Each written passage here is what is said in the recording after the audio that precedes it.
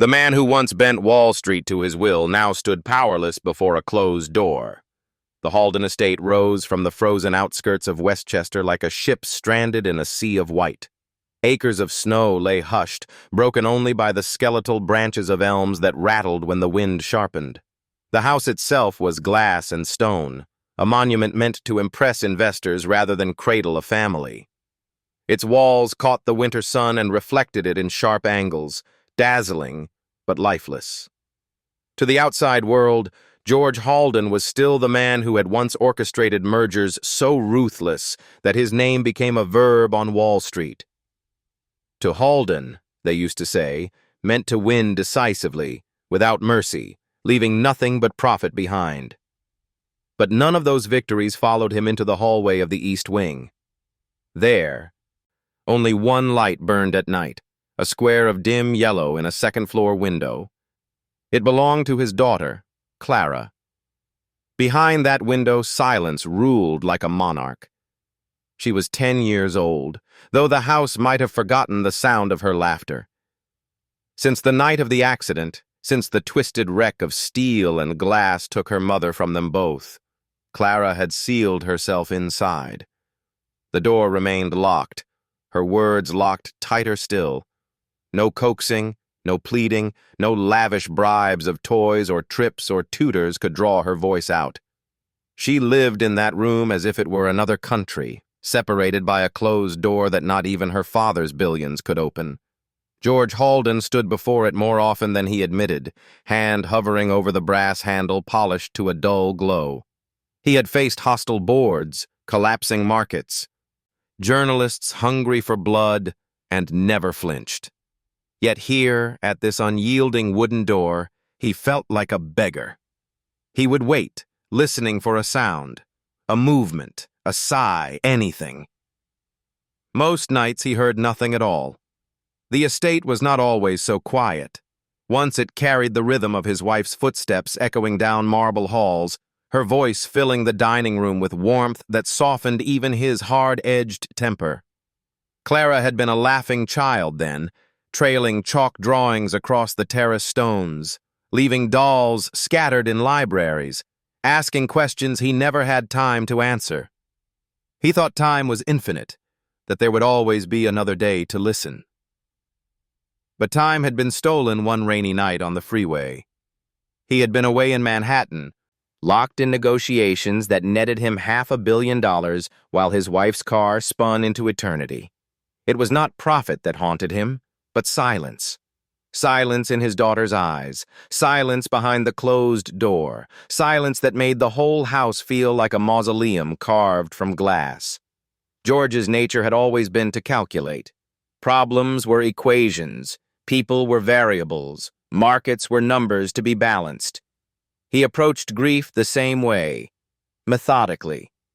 Specialists were summoned, psychiatrists who flew in from Zurich, therapists recommended by senators, professors of child psychology. They spoke in jargon, in plans, in strategies. He wrote checks with more zeros than most people's mortgages, convinced that money, which had solved every other problem in his life, would purchase an answer here as well. But nothing worked. Clara remained mute, her silence an unbroken wall. The household staff moved in whispers. They feared him still. George Halden, the man who had never failed. Yet in private, they pitied him. They saw the billionaire father standing outside a locked door night after night, waiting like a boy left behind. At dawn, he would return to his office, drown himself in numbers, try to reassert the world he understood. He would watch the stock tickers rise and fall, red and green splashes across giant screens, and tell himself he still held power. But deep down he knew he was bluffing against the one adversary he could not outwit, his daughter's grief. The estate itself seemed to conspire against him. Its corridors stretched long and empty, chandeliers flickering as if reluctant to shine. Even the grand piano in the atrium, once played by his wife on winter evenings, sat silent, its lid heavy with dust. Guests no longer came. Parties no longer filled the ballroom. Wealth had built a fortress, but within its walls was only absence. Sometimes, when insomnia pinned him to his bed, George replayed the accident in his mind. Not the crash itself, he had never seen it, but the phone call. The voice of the officer on the other end, measured, official, final. His wife was gone before the ambulance arrived. He had been in a boardroom, his hand tightening around a Mont Blanc pen as if he could write his way back into that moment and change it. By the time he reached the hospital, Clara was curled in a chair, mute, staring at the floor tiles as though they held her mother's outline. From that day, silence became her shield. And so the estate glowed each night with its single square of yellow light. For outsiders driving past the iron gates, it was merely another mansion of the elite. But for George, it was a monument to his defeat. The house of glass reflected his triumphs back at the world, but within, it echoed only with the silence of a child who would not let him in. He told himself he would break through. He always had. Yet as the weeks stretched into months, doubt crept into even his iron-bound confidence. Perhaps this was not a battle to be won. Perhaps he had met an equation with no solution. Still, each night he stood outside her door, listening, waiting, bargaining silently with a God he had long ago stopped acknowledging. All he wanted was one sound, one laugh, one word, one crack in the wall, just enough to remind him he was still her father, not merely a stranger locked out of his own home. But the door stayed closed, and the man who once conquered Wall Street learned that no empire, no fortune, no strategy could force open the silence of a child's heart. The Halden estate, for all its glittering walls of glass, had become the loneliest place in the world. George Halden had lived most of his life believing every problem had a formula. You gather the data, measure the risk, and move the right numbers until the result bends to your will. He had applied that creed on Wall Street, where billions rose and fell at the touch of his pen. But nothing in his vast arsenal of calculations prepared him for the silence of his daughter. Clara had built her own fortress, a locked bedroom door, a lamp glowing yellow in the window, a world no one could enter. George treated her silence like a hostile stock he had yet to conquer. He called in the finest minds, child psychiatrists from Zurich, trauma specialists from Boston, neurologists with reputations so grand their names alone demanded respect. He paid for new therapies, rare medicines, tutors who spoke in gentle tones. Each arrived at the estate with binders and optimism. Each left defeated. George studied their reports like annual earnings sheets, graphs, timelines, projections. Progress should be measurable, they insisted. But on his own private ledger, he wrote the only statistic that mattered. Words spoken by Clara, 0. Still, he could not let go of the habit of calculation. In the quiet of his study, he sketched equations across yellow legal pads, as if grief could be balanced like assets and liabilities. He drew columns for what he had tried, therapy, gifts, diversions, and next to each he wrote the same outcome, silence. The numbers mocked him. One winter afternoon he paced the glass atrium while snow fell against the panes like ash. His aide suggested a press release about the Halden Initiative for Child Wellness, a new philanthropic fund to research trauma. The idea was sound, good for reputation, even beneficial to others. George signed the papers without hesitation, but in the back of his mind a bitter voice whispered, "This will not open the door upstairs." That evening he stood in the long corridor outside Clara's room, a dinner tray balanced in his hands. He had placed a note beside the soup. "I am here, whenever you want me." It was the kind of message his consultants told him to use, short, steady, without pressure. He set the tray down and waited. His empire had once been trained to respond instantly to his commands. Now he found himself waiting for the sound of a spoon against porcelain. None came. When the maid collected the tray later, the soup was untouched, but the note was gone. For George, it was a paradox, failure and hope bound in one gesture. He wrote another note the next night and another after that. Some vanished, some lay ignored. He stored the taken ones in his desk drawer like rare treasures. He made mistakes. One week he decided to buy Clara's way back into the world, showering her with gifts, a new telescope, imported dolls, a grand piano polished until it gleamed. None were touched. The telescope gathered dust. The dolls sat unopened. The piano remained mute. He dismissed the staff in a fury that shamed him minutes later. He was a man clawing for solutions, yet every answer slipped from his grasp. The truth pressed in on him during sleepless nights. He was not battling a market. He was battling grief, a language he did not speak. His instinct was to conquer, but Clara did not need a conqueror. She needed something he had never learned to give, presence without demand. One night, desperate, he sat outside her door with a stack of blank note cards.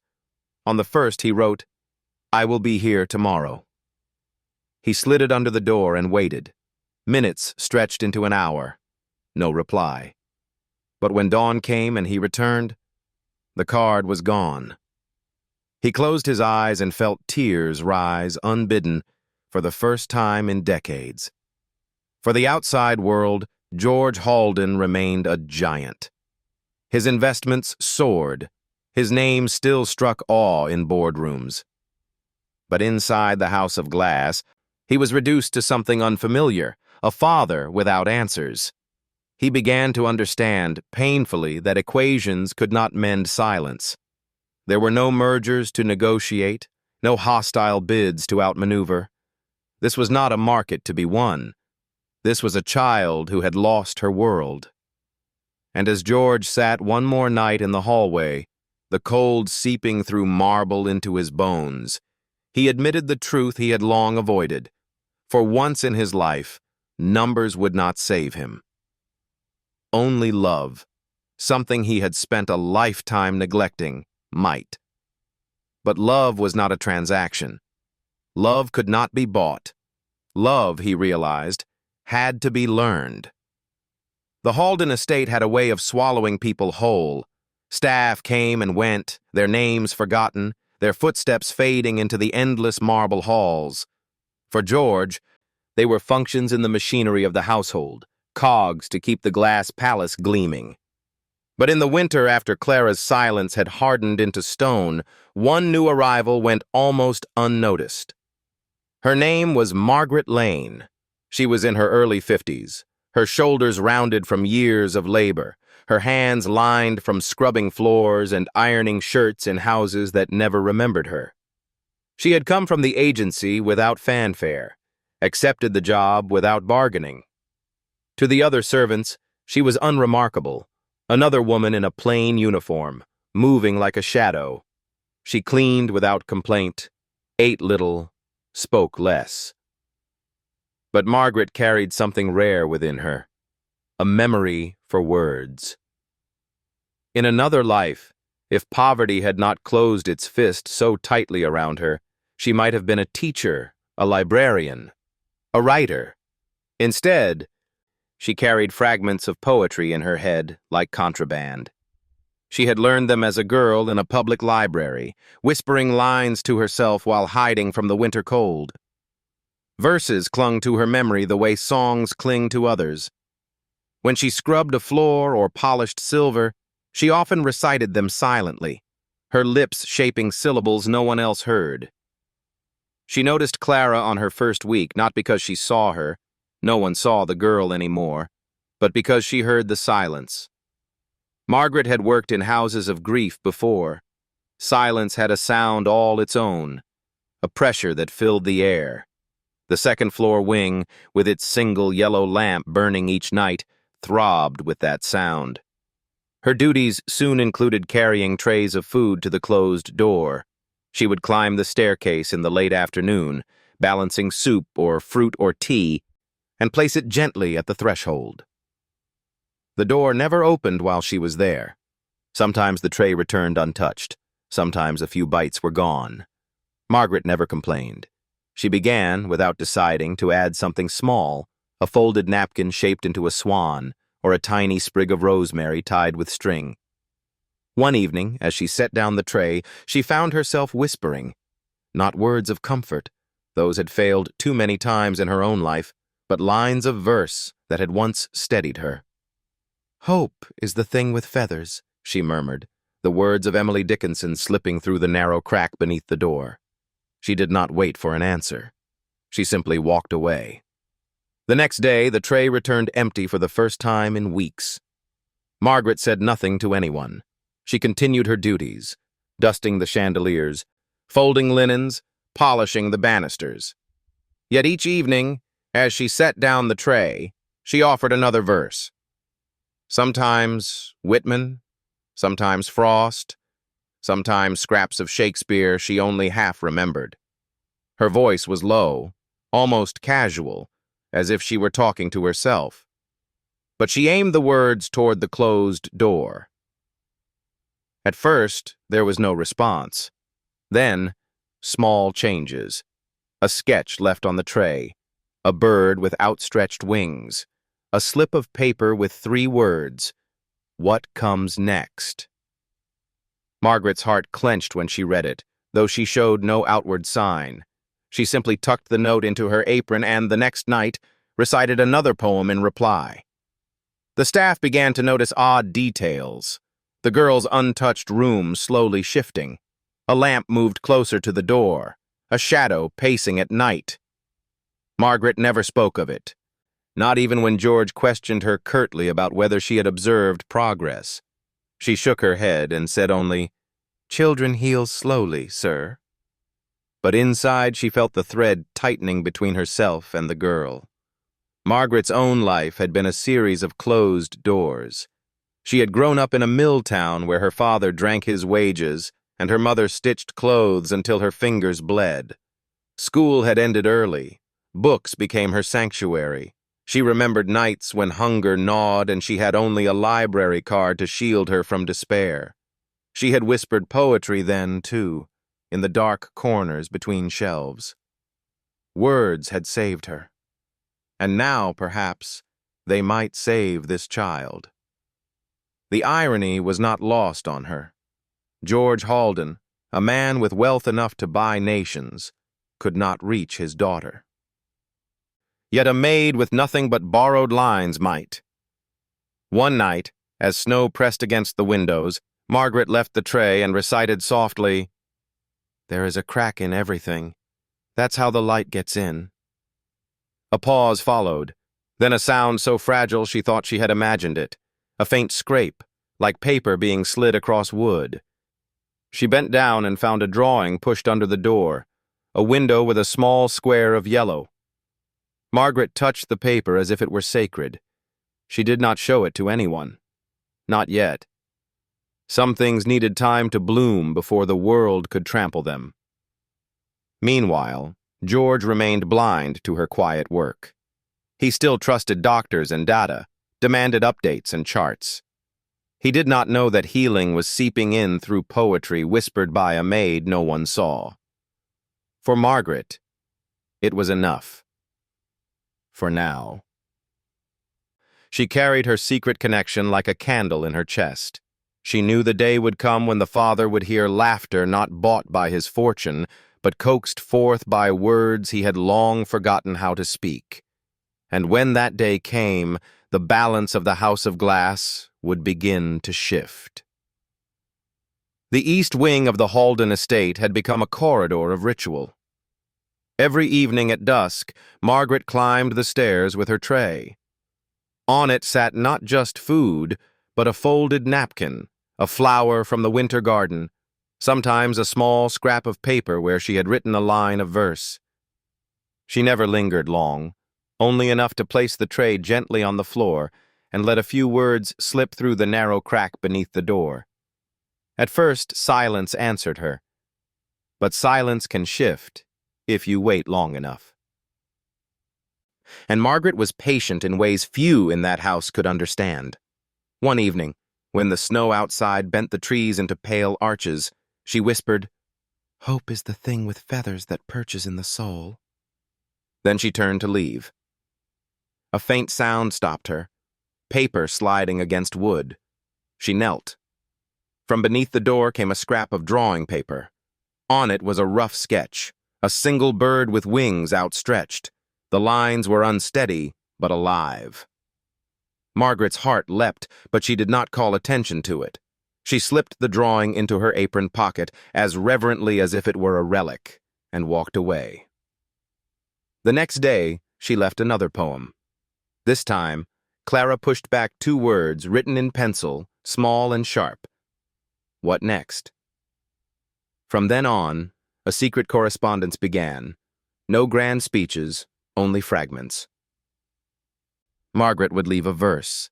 Clara would answer with a sketch, a symbol, sometimes just a question mark. It was a dialogue without voices, but it was more alive than anything else in the Halden house. George noticed changes without understanding them. He saw that Clara's tray often returned empty now. He saw, in passing, faint smudges of pencil on her fingertips when the maid collected laundry. Once, late at night, he thought he heard the faintest laugh, but when he opened the hallway door, there was only silence again. He told himself he was imagining things, but Margaret knew better. One evening she whispered lines from Tom Sawyer, her voice dipping into playful cadence. For the first time, Clara responded not with paper, but with sound, a soft tap against the wood, like knuckles knocking gently from the other side. Margaret froze. Her eyes stung. She whispered, "I heard you." The next day, Clara slid out a piece of paper with a question. "Tell me more about the fence." Margaret understood at once. The girl wanted the story. And so, night after night, she told it in fragments. Tom's tricks, his laughter, how he made painting the fence into a game others begged to join. And sometimes, though faint, Margaret thought she heard the rustle of laughter beneath the door. The staff downstairs whispered about it. Something was happening in the East Wing. The girl was stirring. But George remained restless, suspicious. He did not yet know that healing had entered his house in the form of a maid with poems in her pocket. For Margaret, these moments were fragile miracles. She kept every scrap Clara slid under the door, sketches of birds, rivers, once even a crooked heart. At night she would smooth them flat, reading them again and again like prayers. She never told George, not yet. This bond was still too tender, like a new flame that could be snuffed by a careless hand. And so the whispers continued, poems through the door, drawings back in return. A conversation built from fragments, yet stronger than any prescription or report. For the first time in months, Clara was no longer only silence, and in the house of glass, a hidden crack had opened. Through it, the first light began to shine. For months, the Halden estate had lived in a rhythm of silence. A tray placed at dusk, a poem whispered, a scrap of paper slipped back. It was a fragile ritual, but it was life. Margaret carried the words like seeds, never knowing which would take root. Then, one winter night, in the quiet corridor of the East Wing, the impossible happened. She had chosen Tom Sawyer that evening. The book was worn, its cover frayed, but Margaret's voice gave it color. She read with gentle exaggeration, letting Tom's mischief fill the air. The trick with the white fence, the way he turned punishment into play. Her voice lilted, dipped, teased. Behind the door, Clara listened in stillness. George had returned late from the city. He walked the halls heavy with his own disappointment. Another specialist had delivered another report that morning, filled with jargon and failure. He felt hollow, a man bleeding quietly beneath layers of wealth. As he passed the east wing, he heard it, a sound so startling he stopped mid-step. It was small, almost hidden, like water trickling over stone. But it was laughter. Not loud, not careless, but real. A laugh, a child's laugh, escaping Clara's throat for the first time in over a year. George froze. His chest tightened as if struck. He stood rooted in the corridor, his hand gripping the cold banister. Through the crack beneath the door, he saw the faint flicker of lamplight. Through the wood, he heard it again, a soft burst, quickly smothered but enough to carry down the hallway like music. Margaret's voice paused. She knew what she had heard too, but she did not call attention to it. She simply went on with the story, her own lips trembling with the urge to weep. George stayed there, unable to move. He had prayed, begged, paid, threatened, pleaded, and nothing had reached his daughter. But here, in the quiet, a maid's voice telling a boy's foolish adventure had unlocked what he could not. The laugh faded. Silence followed. Yet the echo of that sound lingered in the corridor, like the bell of a cathedral still vibrating after the strike. Margaret closed the book and whispered, "That's enough for tonight." She gathered the tray, smoothed her apron, and turned. Her eyes met George's in the hallway. For a moment, they were two conspirators caught in a secret neither dared name. He wanted to demand answers, to shout, "What did you do?" But his throat burned with something heavier than anger. Gratitude. Jealousy. Shame. Later that night, George sat alone in his study. He poured a drink, but left it untouched. The laugh replayed in his mind again and again. It was proof that Clara was still there, behind the wall of grief, waiting to be found. But it was also proof of something else. It was not he who had found her. He pressed his palms against his eyes, breathing hard. A man who had conquered markets, who had bent senators and CEOs, had been defeated by a whispering maid. And yet, was it defeat? Or was it the first sign of hope? In the east wing, Clara sat on the carpet, her shoulders trembling, her cheeks wet. She had surprised even herself. The laugh had burst out before she could stop it. It felt strange in her throat, fragile but not unwelcome. She touched her lips, almost afraid the sound had betrayed her. But deep inside, beneath the grief, a small flame had sparked. It was the beginning of something neither she nor her father understood yet. For the first time, the house of glass did not feel like a tomb. It felt like a place where a door might someday open. The sound of Clara's laughter should have been a blessing. To George Halden, it arrived like sunlight breaking through the storm, but with it came a shadow. He had not been the one to bring it forth. That wound cut deeper than any loss he had faced on Wall Street. For days after that night, the memory consumed him. The echo of her laugh replayed in his mind when he signed contracts, when he sat in board meetings, when the clamor of New York blurred past his car windows. He had spent millions on specialists, assembled the brightest minds, thrown his fortune against the walls of grief, and nothing had worked.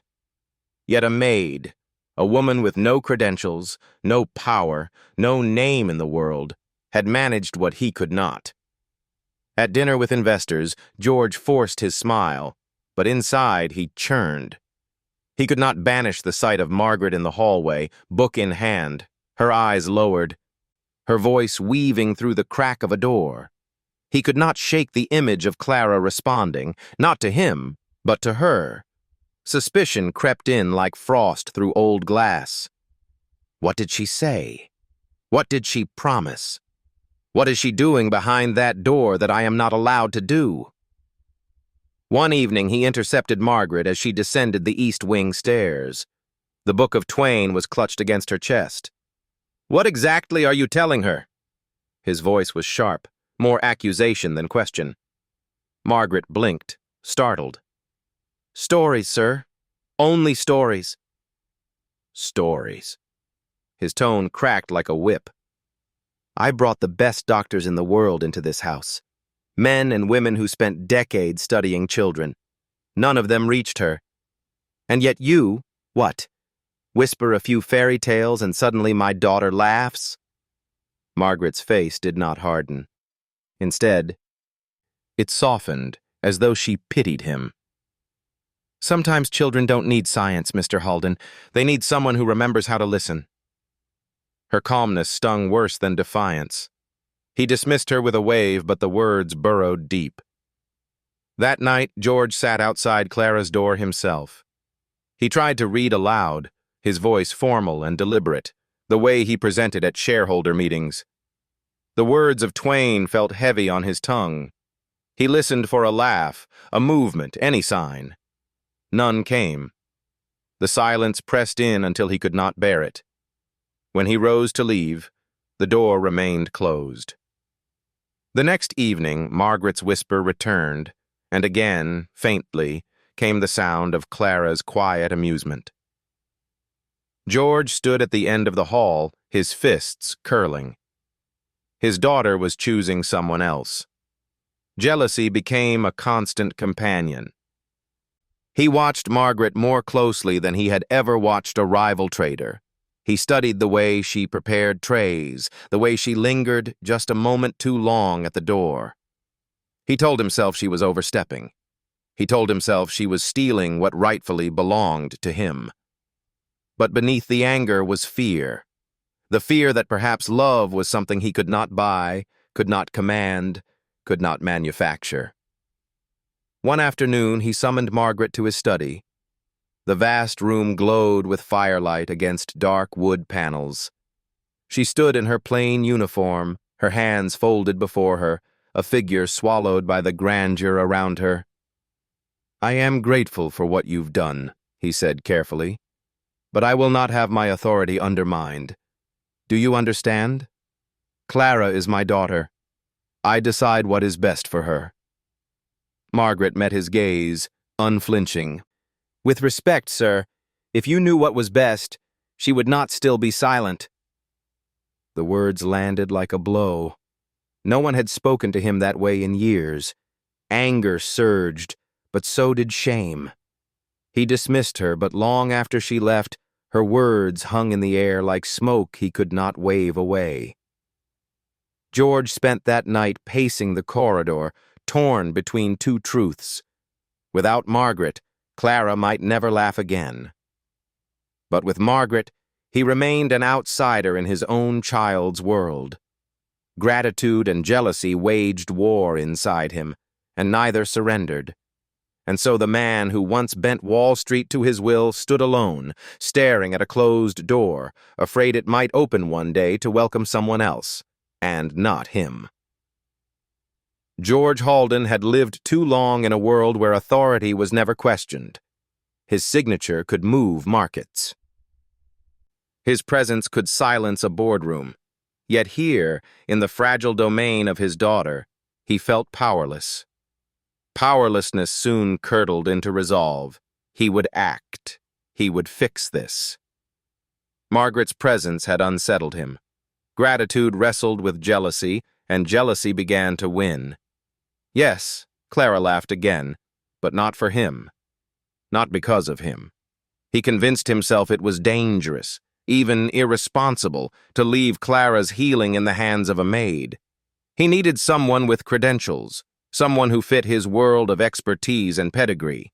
So he called in Dr. Whitaker, a renowned child psychologist with a resume gilded by Ivy League letters.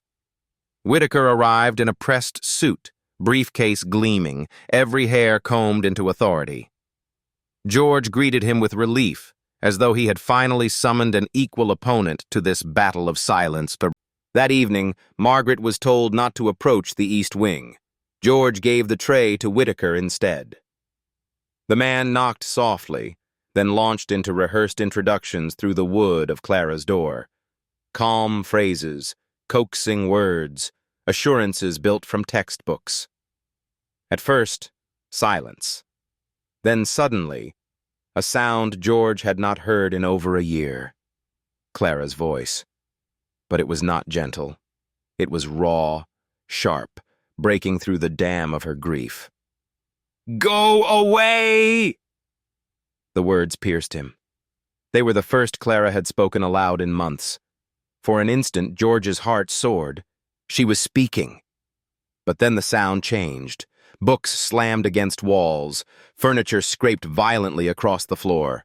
A lamp crashed to the ground, glass shattering like thunder through the hall.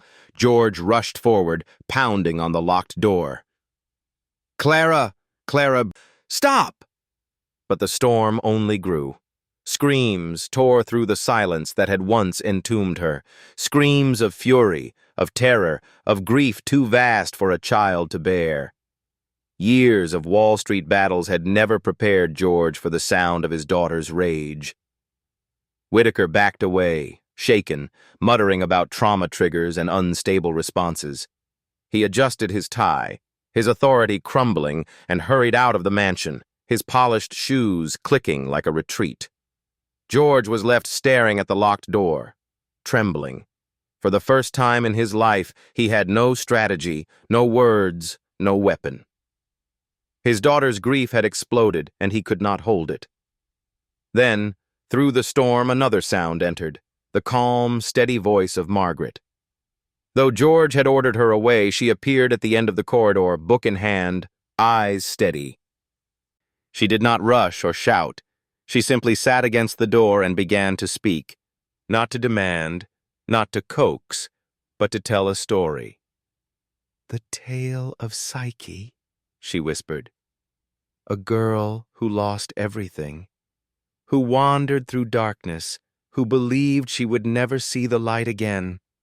Her voice wove through the chaos. Clara's screams faltered. The sound of crashing ceased. Sobs replaced fury, muffled but deep. And then the sound George dreaded most, Clara's footsteps, rushing not toward him but toward the door. The lock clicked. The door burst open, and Clara collapsed into Margaret's arms, her body racked with sobs. She clung to the maid's apron as though drowning, burying her face in the fabric, letting her grief pour out at last. George stood frozen, watching. His heart broke open, but not in the way he expected. For Clara had chosen, not him. She had chosen the arms of another. Jealousy, shame, and sorrow collided inside him. He had been replaced, eclipsed by someone who had no wealth, no power, no name, but who had what he lacked, the ability to be present. Margaret looked up, her eyes meeting George's across the hall. She did not gloat. She did not apologize. She only held the child closer as if to say, "This is not about us. This is about her." And George, the man who had never lost, felt the true weight of defeat. The corridor outside Clara's room still carried the echo of shattering glass. Fragments of a broken lamp glittered on the floor like frozen tears. George stood among them, his polished shoes crunching on shards, his heart hollow. The locked door had finally opened, but not for him.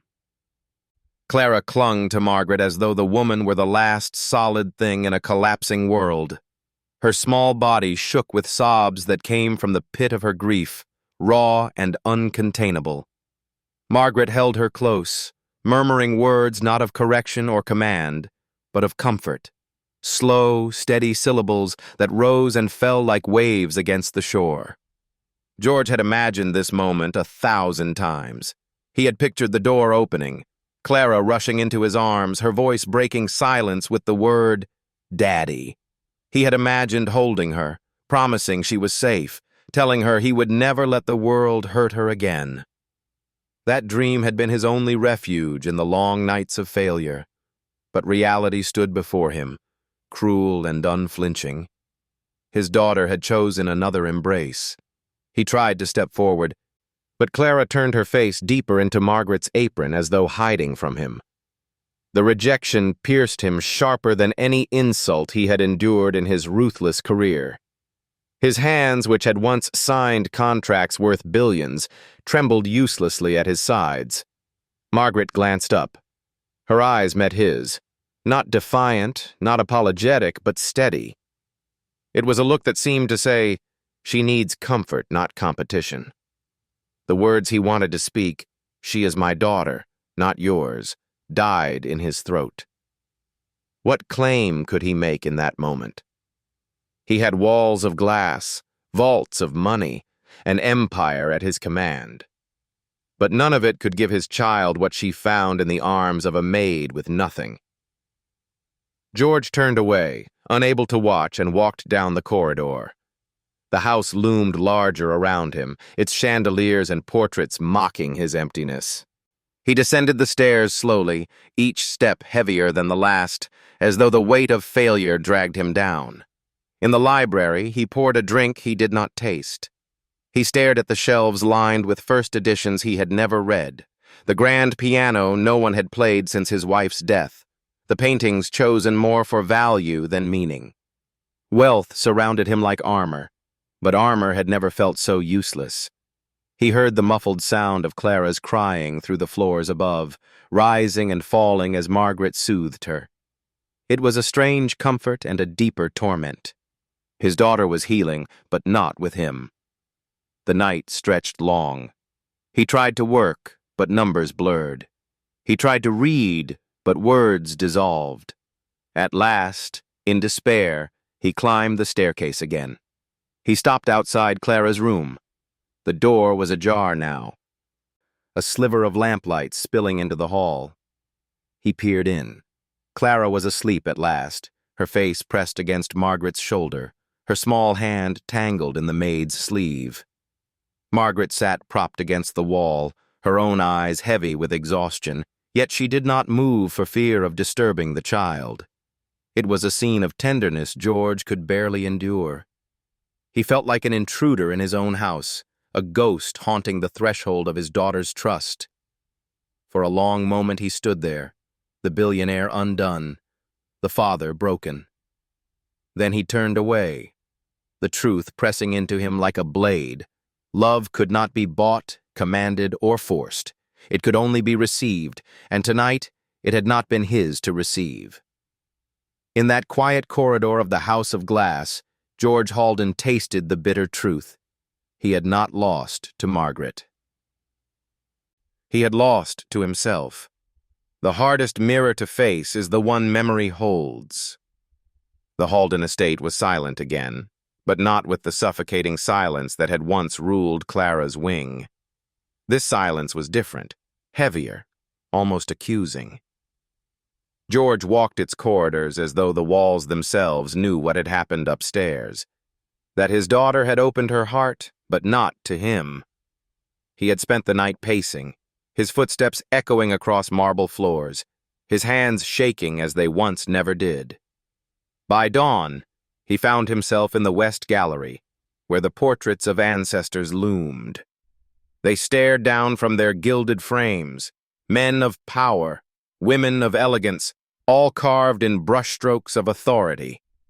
He wondered if any of them had known what it was to be humbled by a child. At last, he entered the room he had avoided most since the accident, his study, where his wife's portrait hung above the mantel. It had been painted years ago when her smile still carried the ease of springtime. Now it was the closest thing Clara had left of her mother. George stood before it as a penitent before a saint. "Elizabeth," he whispered. His voice cracked. The name felt foreign on his tongue. "I don't know what I'm doing." He sank into the leather chair, elbows on knees, face buried in his hands. All his life he had been certain, calculations, strategies, conquests. Yet in the matter of love, he was lost. He had thought money could pave the way back to Clara, but it had only deepened the distance. Memories crowded in. He remembered Elizabeth's laughter, the way she bent to lift Clara as a toddler, whispering songs no one else heard. He remembered how she once told him, "Don't raise her like a deal to be won, George. Raise her like a garden, something you tend, not conquer." He had dismissed it then, too busy chasing markets. Now her words returned, sharp as prophecy. He rose and paced, speaking aloud to the empty room, as if his wife might answer through the portrait. "I've failed her. I don't know how to reach her. I don't know how to be what she needs." Silence pressed back, but in it, he began to hear his own truth. He had been a conqueror all his life, of numbers, of rivals, of chance. But fatherhood was not a conquest. It was surrender. Tears burned his eyes. He let them fall, unguarded for once. He thought of Clara's laugh, so small, yet powerful enough to undo him. He thought of Margaret's arms holding the girl he loved most, arms that should have been his. And for the first time, George did not feel anger at the maid.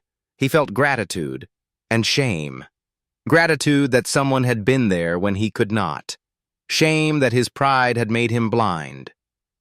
That night, George lit a candle beneath his wife's portrait. Its flame flickered against her painted smile.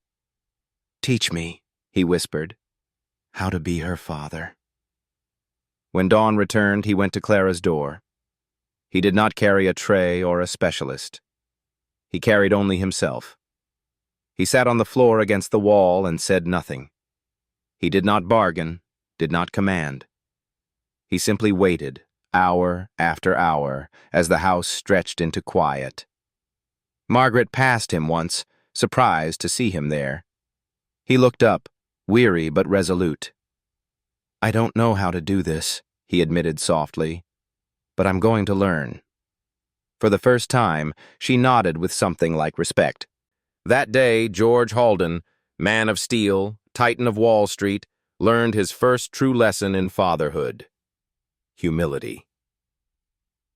The morning after his long vigil in the corridor, George felt a strange calm. He had not solved anything. There were no contracts signed, no breakthroughs engineered, and yet something within him had shifted. For the first time, he was not scheming to win back his daughter. He was simply waiting, willing to be present when she was ready. When Margaret brought the tray that evening, George rose from the floor. Instead of withdrawing, he surprised her by saying, "May I carry it with you?" She studied him for a moment, then gave a slow nod. Together they set the tray outside Clara's door. Margaret whispered her usual line of verse. George said nothing, only rested a card beside the plate with a single sentence: "I will listen if you speak." The door remained closed. But the next morning, when the tray was returned, the card was gone. It was not a miracle. Days passed, each quiet, each uncertain. But George no longer measured progress in grand victories. He measured it in moments. A tray emptied, a scrap of paper returned, a faint sound of footsteps near the door. He began to read, not to conquer knowledge, but to share it. He pulled books of poetry from shelves he had once ignored. He stumbled over lines, but Margaret coached him. Sometimes he recited them outside the door, his voice awkward but sincere. One evening after a week of this quiet persistence, the door cracked open. Not wide, not for long, just enough for Clara to peek. Her eyes, wary but alive, flickered between her father and the maid. George held his breath. He did not rush forward. He only said softly, "I'm here." Then the door closed again.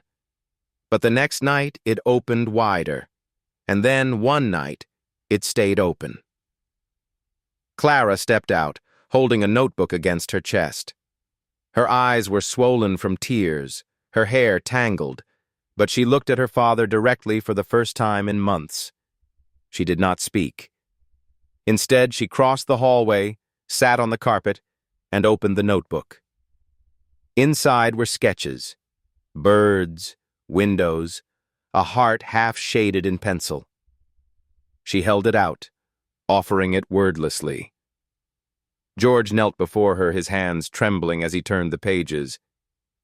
"They're beautiful," he whispered. His voice cracked, but not from command. This time, from awe. Clara did not flinch. She simply leaned her head, gently, against his shoulder. That night, Margaret joined them. For the first time, the three of them sat together in the East Wing's blue room. Margaret read lines of poetry aloud. Clara sketched. George listened, sometimes stumbling through a verse himself. It was awkward, imperfect, but alive. And then it happened again.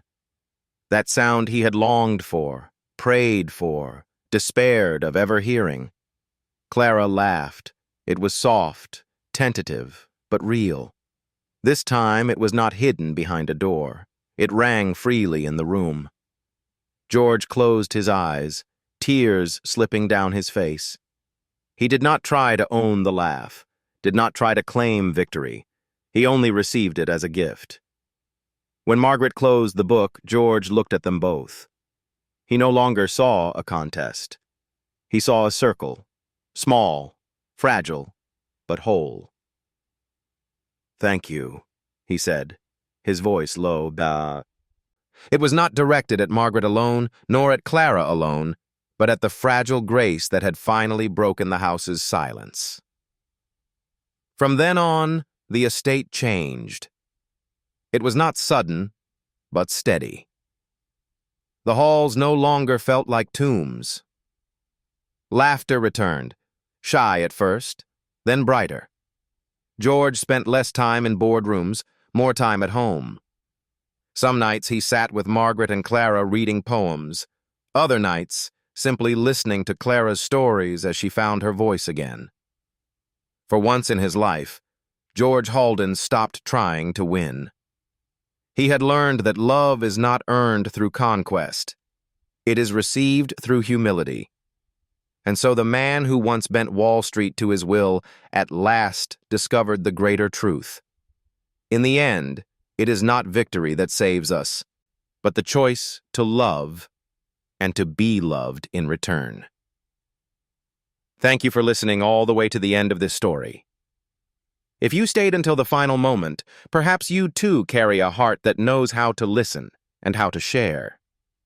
The story of the father and his daughter in the House of Glass is only one fragment, but it reminds us that love is not found in victory.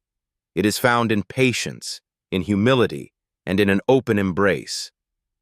We are deeply grateful for the time you chose to spend here.